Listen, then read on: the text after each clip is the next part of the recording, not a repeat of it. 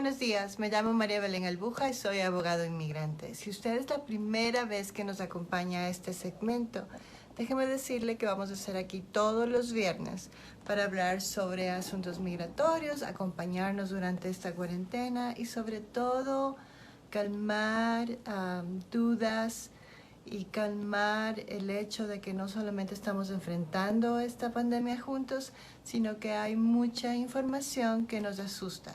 Y el propósito que tenemos en mi oficina es brindar información responsable, calmar los ánimos y que cada persona elija cuándo es el momento adecuado para acercarse al profesional indicado, especialmente en temas de migración.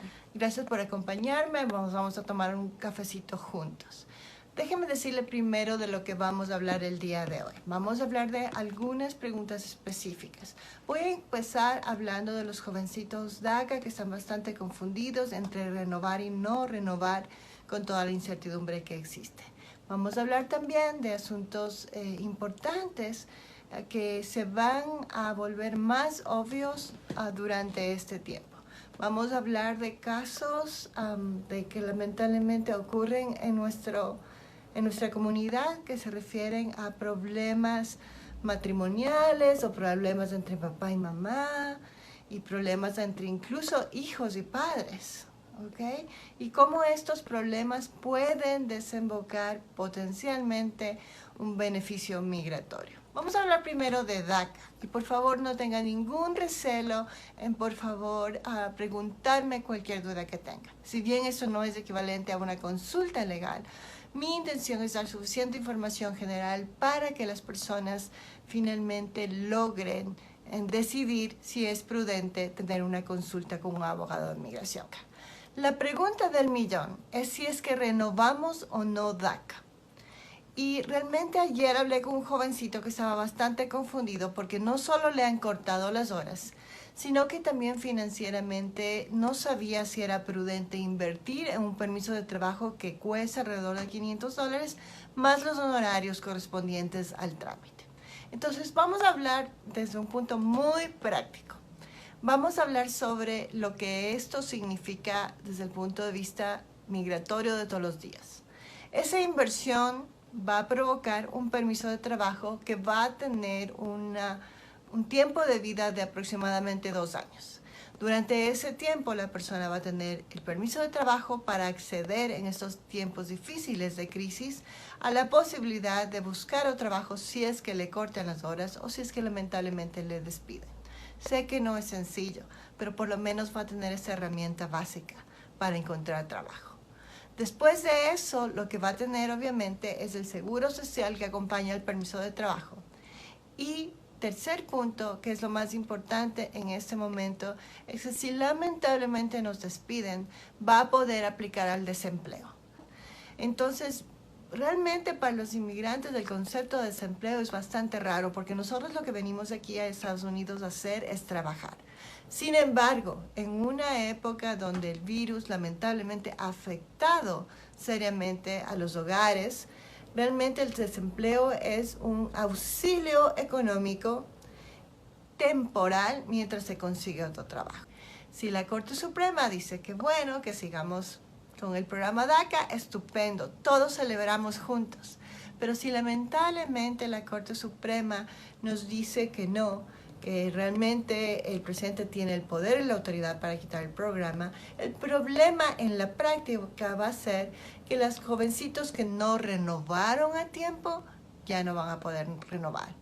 Mientras los que ya comenzaron la renovación o ya tienen su permiso de trabajo van a ser respetados por lo menos durante esos 2 años para que ojalá ese tiempo permita que el Congreso prepare una ley a favor de los DACA, a favor de los TPS.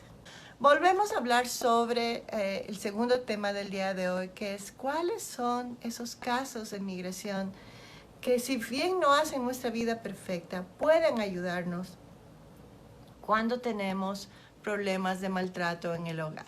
Y el maltrato en el hogar, lamentablemente, ocurre a nivel de esposos y también ocurre a nivel de padres e hijos, e incluso con abuelos.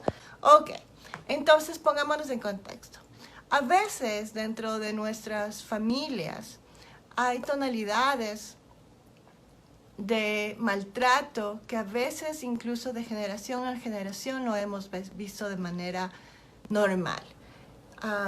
No tanto aquí, pero en nuestros países existía el asunto de la correa si nos portábamos mal.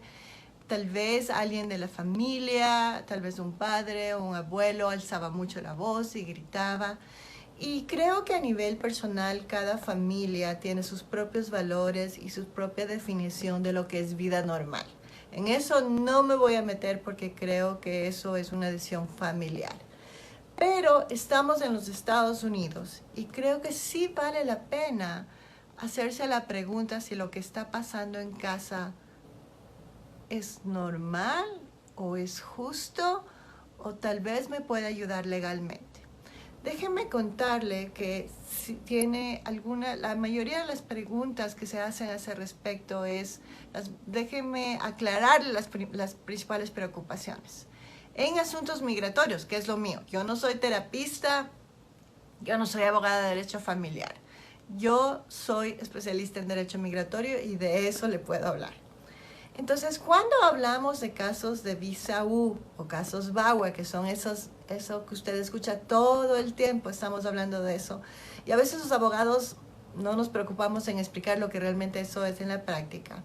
Lo que realmente estamos hablando es de casos en que realmente está de por medio una dinámica de violencia, que a veces la gente no se da cuenta. Y la dinámica de violencia puede ser en casa o puede ser tal vez en el trabajo y a veces nos acostumbramos. Y hay familias y esposos que simplemente viven así y esa es su normalidad y esa es la decisión que han tomado. O son decisiones temporales. Algunas mamás y algunos papás deciden quedarse juntos hasta que sus hijos cumplen 18 años. Algunas personas, por razones financieras, les resulta muy difícil salir de una relación y se quedan dentro de una relación de maltrato. Y en este momento no vamos a hablar si eso está bien o mal, pero lo que vamos a hablar es de cómo la ley protege a estos casos. Ya hablando en el plano de migración, vamos a hablar de tres figuras. Vamos a hablar de matrimonios, vamos a hablar de papá e hijos y de hijos hacia papá. Comencemos con lo más normal que es el matrimonio. Déjeme decirle que en Colorado uno puede estar casado sin haber firmado un documento. En Colorado puedo estar casada firmando el documento y también puedo estar casada sin firmar el documento. ¿Y cómo eso ocurre? Algunas veces me dicen, eso ocurre 6 meses después, Belén, o 9 meses después. Realmente no tiene que ver con el tiempo. Tiene que ver con cómo yo le presento a mi pareja frente a la sociedad. Si yo me voy a vivir con mi novio mañana y le sigo presentando como mi novio a la sociedad y a mi jefe, somos novios, somos roommates. Y aquí no ha pasado nada. Pero si yo comienzo poco a poco a presentarle como mi esposo y mi esposa, eso tiene un efecto legal y lo que la ley quiere es que esa pareja está protegida con respecto a sus hijos, con respecto al patrimonio, porque de lo contrario podría ser, especialmente en migración, que si el esposo o la esposa tiene documentos, seguramente es la mayoría de cosas o patrimonio, cositas que compren, va a estar a nombre de esa persona, mientras si el esposo o la esposa no tiene documentos, lamentablemente va a ser más difícil. Entonces, legalmente la ley le protege para que sea considerado como matrimonio. Con eso dicho, hay muchas personas que no están conscientes de estar casadas. Y eso no solamente equivale a tener obligaciones, sino que también hay defensas legales y defensas migratorias. Entonces, esas personas, si es que están en una relación realmente tensa, donde hay gritos, en ese momento la ley tiene protecciones. Y ahí potencialmente, si su pareja es ciudadano o residente, usted potencialmente puede calificar para VAWA. ¿Ok? Que quede bien clarito, VAWA. VAWA es cuando soy casado o casada con un ciudadano americano o un residente legal. Y lo interesante es que no se necesitan reportes de policía, ni se necesitan auxilios en cortes o órdenes de restricciones. Porque esta ley fue creada sabiendo que lo que ocurre en casa a nivel de violencia generalmente no llega a la policía y no llega a los tribunales.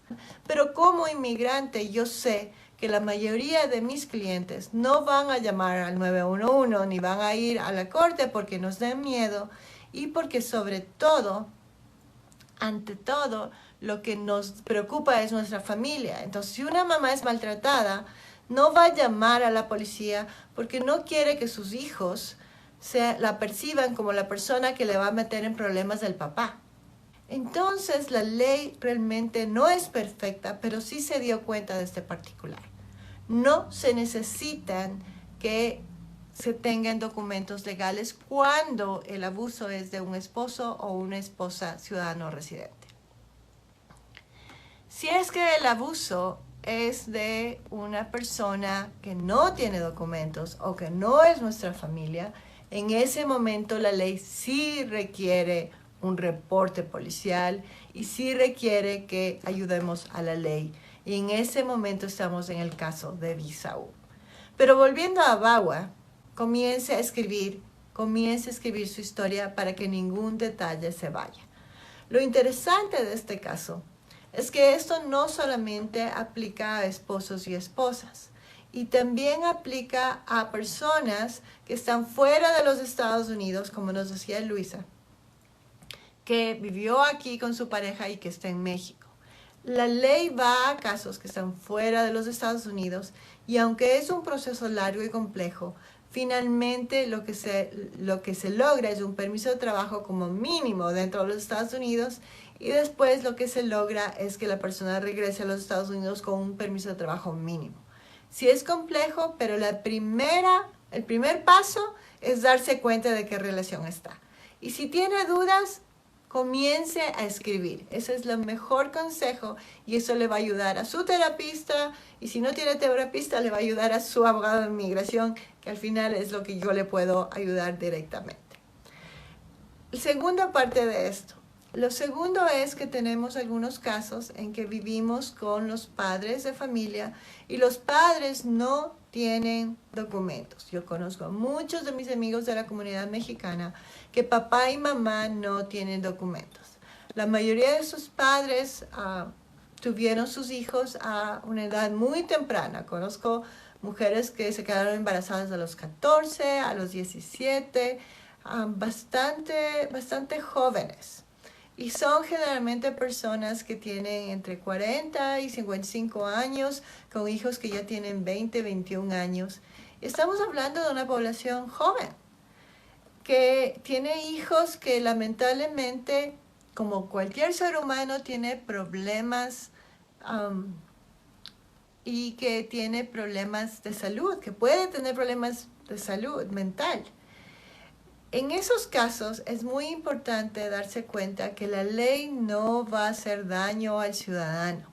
No va a hacer daño al ciudadano ni al esposo, ni a la esposa, ni al residente. La ley tampoco va a hacer daño a los hijos que son ciudadanos. Eso es muy importante porque una mamá y un papá siempre le va a ver al hijo como lo máximo, pese a que como hijos nos equivocamos. Y el papá y la mamá se tienen que dar cuenta que potencialmente tiene la posibilidad de conseguir un arreglo migratorio si es que su hijo lamentablemente ha comenzado con una situación que no se llevan bien, que tal vez no es la mejor relación y comienza a escalar el abuso. El abuso puede ser de muchas maneras, puede ser financiero, puede ser emocional. Y lamentablemente si los hijos por muchas razones tienen problemas de salud mental, tal vez están utilizando marihuana, tal vez están utilizando drogas, porque me van a salir las personas que defienden la marihuana. Si es que los hijos perdió el trabajo y se porta agresivo, si el hijo tal vez está cansado de ser la persona que se encarga de traducir todo tiempo para los padres, se va haciendo un cuadro familiar más y más complejo. Algunos de estos casos en los que los hijos son ciudadanos americanos y han cumplido más de 21 años y que lamentablemente no se puede hacer residencia normal porque los padres tienen un historial migratorio complicado, tal vez pueden llegar a obtener por lo menos un permiso de trabajo si es que comprobamos que ha habido abuso intrafamiliar. Ojo, no estoy diciendo que vamos a llamar a la policía y no estoy diciendo que les vamos a hacer algo a estos jovencitos. Esos jovencitos merecen la atención y el cariño de sus padres y cuando merezcan ir a la policía seguramente va a pasar lo que tiene que pasar. Pero yo estoy hablando desde el punto de vista migratorio. Si es que realmente ese jovencito, por muchas razones, su comportamiento varía demasiado, un día está bien, otro día está mal, posiblemente, conversando con detalle, tal vez tengamos una protección migratoria para el padre o la madre de la familia, que no afecte al hijo, pero que sí le permita por lo menos a ese padre tener, para comenzar, un permiso de trabajo. Nada mágico, se demora mucho tiempo, es complicado, pero es posible. Estamos hablando de aproximadamente de 2 años. Finalmente, ¿qué es lo que pasa cuando somos víctimas de un crimen y resulta que esa persona, o de abuso, y resulta que esa persona no tiene documentos o esa persona no pertenece a nuestra familia? En ese momento lo que ocurre es que tenemos potencialmente la posibilidad de tener visa U siempre y cuando llamemos a la policía. Que quede bien clarito ese concepto. Visa U, necesitamos llamar a la policía. Necesitamos, la ley nos beneficia siempre y cuando vayamos más allá y ayudemos a que el sistema se encargue de procesar a estos abusadores. Esos casos son posibles, son más largos, implican más tiempo, pero son perfectamente posibles. Desde el punto de vista migratorio, la visa U lo que permite es una ayuda que no es sencilla, pero sí ayuda a muchos de mis clientes. La visa U permite el auxilio a personas que han sido víctimas de varios crímenes. Estamos hablando hoy de violencia intrafamiliar y por eso vamos a hablar de violencia doméstica, pero no quiere decir que ese es el único crimen que protege la visa U. Pero esta visa U no es para víctimas de crímenes únicamente. Esta visa U ayuda a las personas que son víctimas de crimen que han tenido una actitud bastante activa en la investigación del crimen. Entonces, esta visa U, lo bueno y lo malo de esta visa U es que el proceso es bastante largo. Estamos hablando de 5 años en este momento y es realmente muy largo. Lo bueno de este proceso largo, porque la visa U no solamente que permite un beneficio a la víctima, sino también le da el beneficio a los familiares de esa víctima que no tienen documentos. Lamentablemente se demora aproximadamente 5 años actualmente y nos dan un permiso de trabajo inicialmente y después nos dan uno de 4 años y después nos vamos a residencia y finalmente a la ciudadanía. Entonces hemos estado trabajando en mi oficina ya 10 años y mi cliente, el señor Mario, que a veces nos acompaña en este chat, es uno de mis primeros clientes que ahorita ya está llegando a ciudadanía. Entonces han sido 10 años de un proceso muy fuerte. Les agradezco mucho por estar conmigo el día de hoy y nos vemos el próximo viernes para un Facebook Live durante la pandemia en donde estamos dispuestos a que el viaje a los Estados Unidos siga valiendo la pena. Bye.